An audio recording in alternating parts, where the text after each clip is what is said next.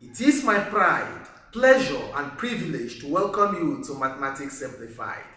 My name is Joseph Jacob. Today, we are going to solve simultaneous equation using the substitution method.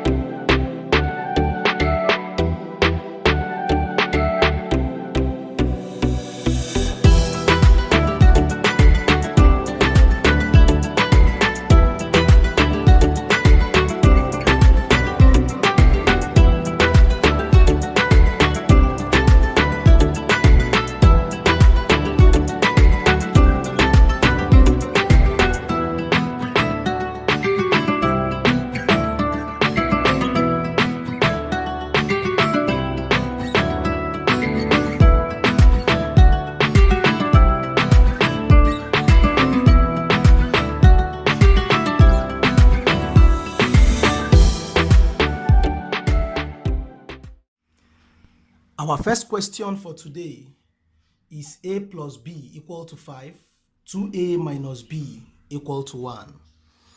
We are going to apply the substitution method. So what does the substitution method say? It says that we will make one of the unknown in one of the equations the subject of the formula and take its value to replace that unknown in the equation. Let's use equation 1 and make a the subject of the formula in equation 1. If we want to do that, we'll have a plus b equal to 5. To make a the subject of the formula, it means that every other thing in this equation will be on the right hand side, while only a will be on the left hand side. When we achieve that, we can say that we've made a the subject of the formula. So to achieve that, it means that plus b must cross over to the right hand side. So when we do that, we'll have a equal to 5. When plus b crosses over, it becomes minus b. By so doing, we've made a the subject of the formula. What it means is that the value of a is 5 minus b. So we'll go back to our equation 2, 2a minus b equal to 1. All we need to do is to replace this a with this value. When we replace a with the value of a here, the only unknown we'll then have will be b, so we can easily calculate for b. So when we have 2, instead of writing a, we take the value of a, which is 5 minus b, that is the value of a. Then we have our minus, we have our b equal to 1. The next thing we'll do is to open this bracket. And to open the bracket, we use 2 to multiply everything inside the bracket. 2 times 5 will give us 10. 2 times minus b will give us minus 2b. We bring down our minus, bring down our b equal to 1. The next thing we need to do is to collect like terms. And in collecting like terms, we already have minus 2b minus b in the left hand side. We already have 1. When this 10, which is a positive number because there is no minus in front of it, crosses the equality sign, it becomes minus 10. So minus 2b minus b. Remember, this minus b is the same thing as 1b, but we don't write 1. So we are owing someone $2, owing another person $1, both of it will become $3. So because it is amount of money we are still owing, we put the minus, isn't it? Equal to 1 minus 10. The smaller number is subtracting a bigger number, so the answer will be negative. So we'll now have minus 9. To make b the subject of the formula, we divide both sides with minus 3. Both sides with minus 3. And what we'll have is that minus 3, we cancel out minus 3, leaving us with only b equal to minus, we take off minus. 3 into 3 will give us 1. 3 into 9 will be 3. So b will be equal to 3. Now, the next thing we can do is to now substitute the value of the value of b, which is 3, in the first equation. We arrive at what a is. So let's solve for a now. And in solving for a, let's use the first equation. A plus b equal to 5. Remember, we don't know what a is for now, but we know what b is. And b is 3 equal to 5. So we make a the subject of the formula, which will give us a equal to 5 already here, plus 3 crosses the equality sign, it becomes minus 3, so that a alone is equal to 2 as our answer.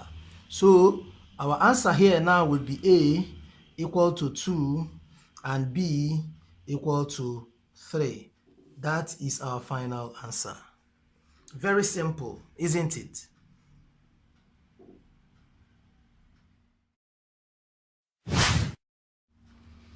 This is our next problem. 4x equal to 3y plus 7. 2x equal to y plus 3. In solving this problem, we need to choose which one we would like to make the subject of the formula. Is it x or y? Do we use the first equation or the second equation? In choosing the one we use, we would like to make it very simple for us. So let's use the second equation. So what we need to do now is to make y the subject of the formula. For us to make y the subject of the formula, we'll rotate the equation in such a way that we'll have y plus 3 equal to 2x. We are not changing any sign, negative or positive, because they did not cross the equality sign. What we did was to rotate the entire equation.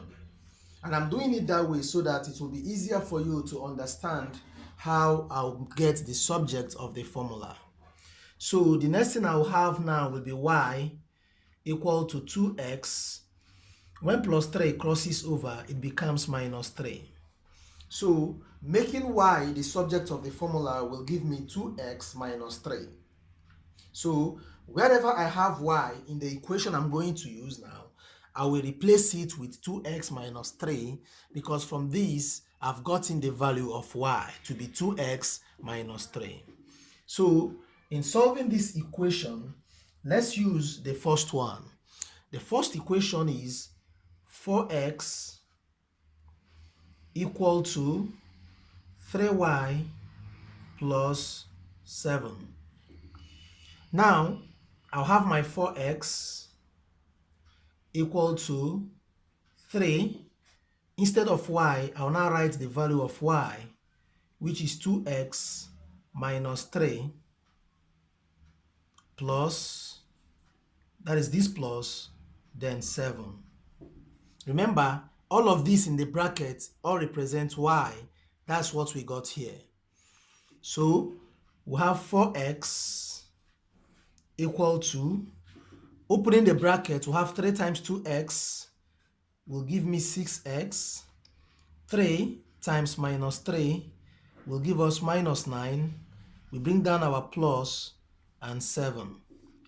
Now at this point, you will notice that some of the numbers do have x and some of the numbers don't have x. So what we need to do will be to collect those that have x to the left hand side and collect those that don't have x at the right hand side. So what will happen will be, we already have 4x. So when this 6x crosses over, it becomes a negative because it's positive here. Minus 6x equal to, we are now left with minus 9 plus 7. Minus 9 plus 7. you will notice that the negative number is the bigger number, while the positive number is the smaller number. So definitely the answer will be negative. But then, to use our illustration to solve it very well, if we are owing someone $9 and we already have $7, when we pay the person we are owing $9, $7, we are still owing the person $2. So we are still owing $2 equal to 4x minus 6x. The smaller number is subtracting a bigger number, so the answer will be negative 2. So we have minus 2x. To get only x, we divide both sides with minus 2. And when you do that, minus 2 cancels out minus 2, leaving us with x equal to minus cancels minus 2, divide 2 will give us 1. So x is equal to 1. The next thing we need to do is to solve for y. And in solving for y, we'll choose any of the equations we want to use. Let's use the second equation now. When we have 2x equal to y plus 3, what we can now do is to replace the x with the value of x, which will give us 2 and 1, since x is 1, equal to y plus 3. So the unknown is y. Remember that 2 times 1 will give us 2. So when we rotate this equation, we'll just have y plus 3 equal to 2. Why I did this is to have the y, which I'm trying to find, on the left hand side. So making y, collecting like terms now, I'll have my 2 plus 3 will cross over to become minus 3. Y is equal to 2 minus 3. The smaller number is subtracting a bigger number, so the answer will be minus 1. So in this equation, our x is equal to 1, while our y is equal to minus 1. That is the final answer. Very simple, isn't it?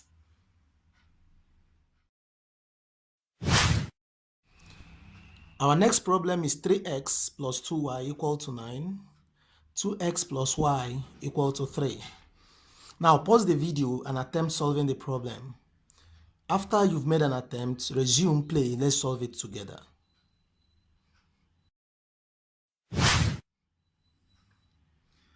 So how did it go? Was it difficult or very simple? Well, let's do it together. We have 3x plus 2y equal to 9, 2x plus y equal to 3. What we need to do is to choose which we want to make the subject of the formula. Do we want to make x the subject of the formula, or want to make y the subject of the formula?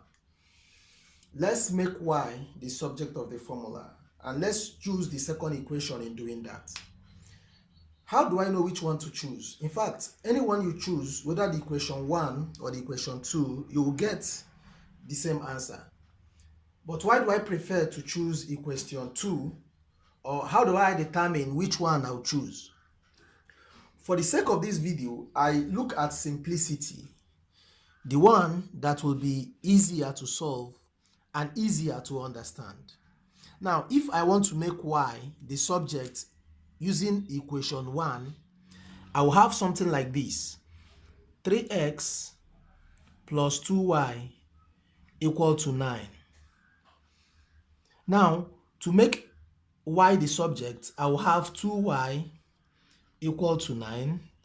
3x will cross over to this place, to the right, becoming minus 3x. Now, if y should become the subject of formula, I will divide both sides with 2. 2 will cancel out 2, so that y will equal to 9 minus 3x over 2. Now, this is what I'm trying to avoid. Now, when we are trying to solve this, when we use this to replace y in any of these equations, solving it may be very challenging to some of us. So I look at the one that I will make subject of the formula, and it will not be a sort of this fraction, so that it will be easier to understand. So that is why I'm not going to use equation 1 to find to make y the subject of the formula. Instead of doing that, I will use equation 2 because it will make the answer I will get very simple to solve, and more importantly, simple for you to understand it. So if we have 2x plus y equal to 3, and I want to make y the subject, I already have 3, 2x will cross over to become minus 3x. So y equal to 3 minus 2x, I've made y the subject of the formula. You will now notice that this value we've just gotten is a bit easier to solve with than having over another number beneath, which will make it very challenging. So to make it very simple for us to understand, that is why I chose to use the y in the second equation instead of using the y in the first equation. So having gotten the value of y, which is 3 minus 2x, I can now solve using the first equation. 3x plus 2, instead of writing y, I'll open my bracket and write 3 minus 2x equal to 9. Now, I'll open up my bracket. I have 3x, which is outside the bracket, plus 2 times 3 will give me 6. 2 times minus 2x, it becomes a negative number automatically. 2 times 2x will give me 4x equal to 9. Now, all I need to do is to collect the like terms. The numbers with x will remain at the left-hand side of the equation, while those without x will cross over to the right-hand side. So we have 3x, it's already at the left-hand side, on the left-hand side. We also have minus 4x at the left-hand side. We now go to the right-hand side, we have 9 already there, plus 6 will have to cross over to become minus 6. What we now have will be 3x minus 4x. So a smaller number is subtracting a bigger number. The answer will be negative x. We have minus x equal to 9 minus 6 will give us 3. We are now saying that we'll have minus x equal to 3. But we are not looking for minus x, we're looking for x alone. So to eliminate the minus, I divide both sides with minus 1. This minus will now cancel out this minus, leaving us with only x. So it will leave me, when minus 1 divides 3, it will leave me with minus 3. So x is equal to minus 3. The next thing I need to do now is to solve for y. In solving for y, let me use the second equation. And in using the second equation, I will have something like 2x, according to the question, plus y equal to 3. I now know that my x is minus 3. So when I write 2, instead of writing x again, I write minus 3 plus y equal to 3. Now 2 times minus 3 will give me minus 6 plus y equal to 3. So y alone will equal to 3. When my minus 6 crosses over this equality sign, it becomes plus 6, so that y is equal to 3 plus 6, which is 9. So in this equation, x is equal to minus 3, while y is equal to 9. Is it what you got in your own solution? Well, if that is what you got, congratulations. If not, you must have seen 1 or 2 ways where you got it wrong. And I hope you will do it right next time. So let's give you another problem to solve. Let's try this problem. 2q plus y equal to 4. Q minus 4y equal to 11. So pause the video, attempt solving the problem. After solving, resume. Let's solve it together. So how did it go? I hope it was very, very simple, isn't it? Well, let's do it together. Let's take the first equation to get the value of y. 2q plus y equal to 4. Q alone will give us 4 plus 2q. Please, y alone will give us 4. 2q crosses over to become minus 2q. So the value of y in this equation is 4 minus 2q. So let's use that value to replace y in the second equation. In the second equation, we have q minus 4y equal to 11.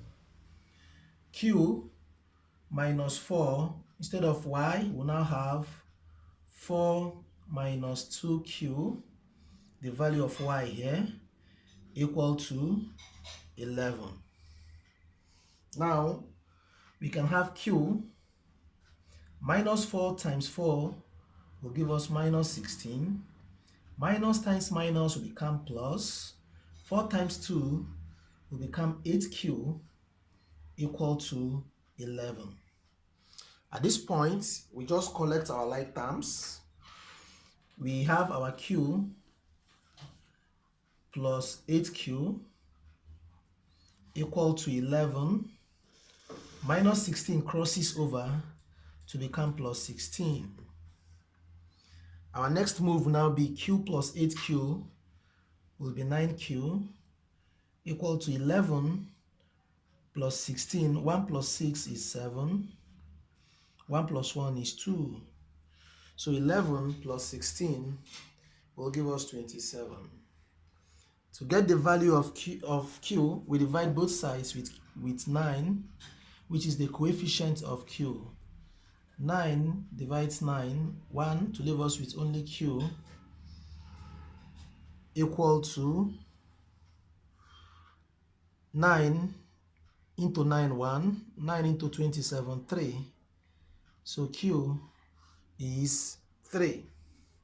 Now, let's get the value of y. Let's use the first equation to get the value of y. The first equation says 2q plus y equal to 4. And we have gotten our q to be 3. So we have 2. Instead of q, we write 3 plus y equal to 4. 2 times 3 will give us 6 plus y equal to 4. So when we make y the subject, this plus 6 crosses over to become minus 6, so that y is equal to minus 2.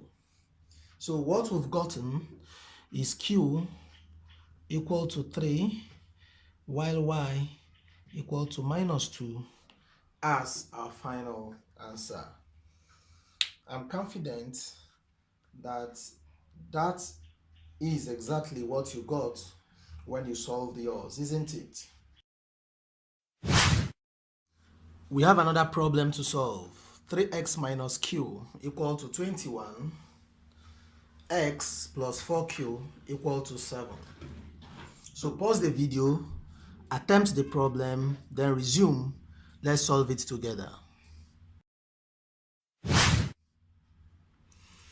How did it go? Very simple, isn't it? Now let's do it together. Let's make x the subject of the formula. So we are using the second equation. When you make x the subject of the formula, plus 4q crosses over to become minus 4q. So the value of x is 7 minus 4x. So what we'll do is we'll go back to equation 1, 3. Instead of writing this x, we'll write the value of x in place of it. Sorry, here is 4q, not 4x. So we write this value in place of x. So in doing that, we'll have 7 minus 4q, that's for x. We now have minus q equal to 21. So the next step is to open up our brackets. And in opening up our brackets, we'll have 3 times 7, 21, minus 3 times 4, 12q, minus q, equal to 21. So, minus q, 12q minus q will give us minus 13q, isn't it? If we're owing someone $12 and owing another person $1, when we bring both of them together, we'll be owing $13. So we have minus 13Q equal to 21. 21 crosses over to become minus 21 as well. So you have minus 13Q equal to 21 minus 21 is 0. Now to free the Q, you divide both sides with minus 13Q, with minus 13, the coefficient of Q, and it will leave you with minus 13 divide minus 13 will leave us with Q, and anything divide 0 will be 0. So in this equation, Q is equal to 0. Now let's solve for x. In solving for x, let's use the first equation. We have 3x minus q equal to 21. Q is 0. So we have 3x minus 0 equal to 21. So 3x minus 0 will leave us with 3x equal to 21. Making x the subject, dividing both sides with the coefficient of x, 3 will cancel out 3 to give us x is equal to 3 into 3, 1, 3 into 21, 7. So x is equal to 7. So our last answer will be q is equal to 0, while our x is equal to 7. Is that what you got? I hope you can now solve simultaneous equation using the substitution method. Remember, there is another third method of solving simultaneous equation.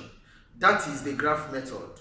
But for now, we are not going into that. So our next video will move to quadratic equation. Until then, have a nice day. Bye-bye.